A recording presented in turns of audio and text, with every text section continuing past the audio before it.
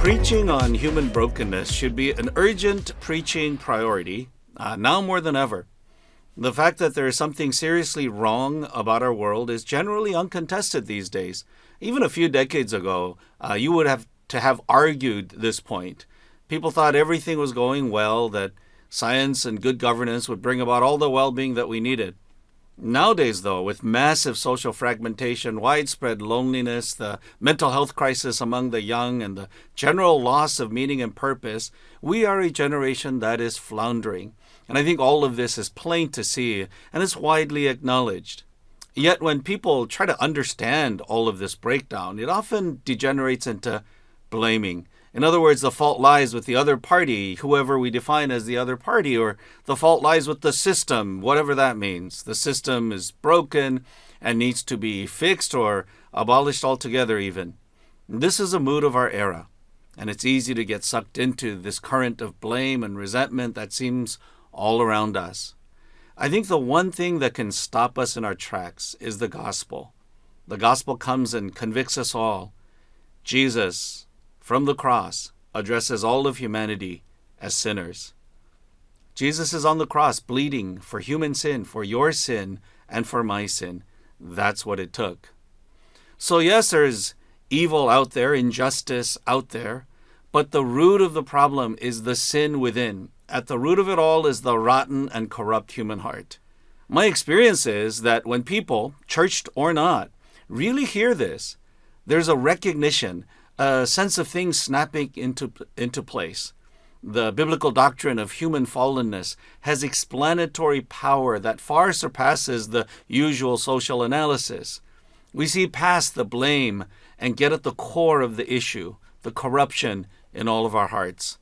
Jesus says in Mark 7, "What comes out of a person is what defiles him. From within, out of the heart of man, come evil thoughts, sexual immorality, theft, murder, adultery, coveting, wickedness, deceit, envy, slander, pride. All of these things come from within and defile a person." Notice how Jesus lays out all the sins in wincing detail. He lists them, and it's a hard list to hear. Yet there's hardly a single one that I can't relate to. The evil out there, it's in me.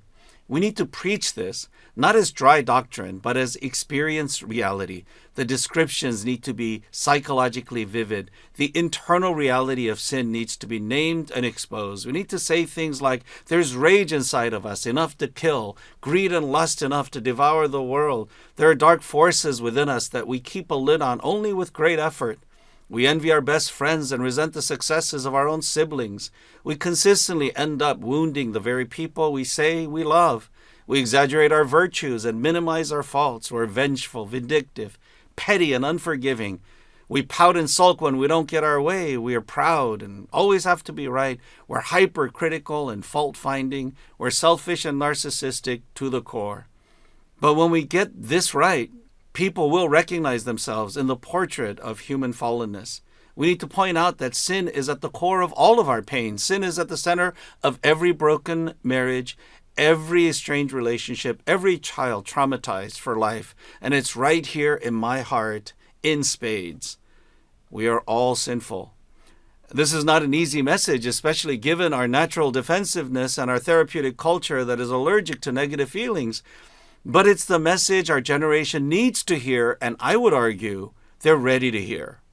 Now, does this kind of message repel the non-Christian seeker? Don't they want to hear something positive? Maybe, but I don't think that's the full truth.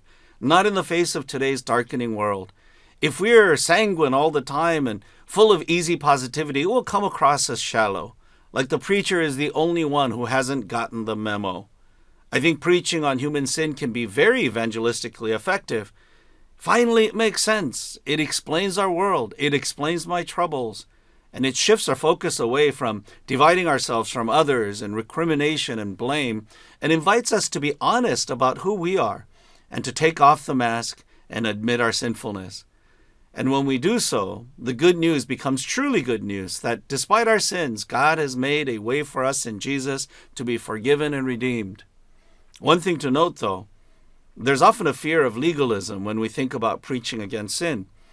But I think this kind of preaching on human sin is the best counter to legalism. The message that says the Pharisee and the tax collector are together just as much in need of God's mercy, that's a message that ends up undercutting any notion of man-centered righteousness and shows how amazing grace really is. Also, we're not talking about a list of do's and don'ts that often characterize legalistic preaching. When we preach on sin, we need to show how it infects every aspect of our lives. All our relationships are tainted by our sins. All our interactions, the way I am in the world, is shot through and through with deception. It's not an incidental part of who I am. It's central to who I am. It's not so much the sins that I do. That's the problem, but the sinner that I am. Once this is grasped, we hunger for grace. It sends us to the cross and not to a legalistic code of conduct or a clean moral lifestyle. Finally, preaching on human sin brings unity and authentic fellowship like nothing else. The old and young, male and female, rich and poor, regardless of race or station in life, will all see that the differences are minuscule compared to the huge commonality that binds them as brothers and sisters. We're all corrupt, envious, lustful, covetous, fleshly, selfish sinners. I know your secrets, and you know mine. We're brothers and sisters indeed, equal at the foot of the cross, where we all receive grace upon grace. We need to send them there with a vivid and convincing message about our moral and spiritual brokenness. So preach on, brothers.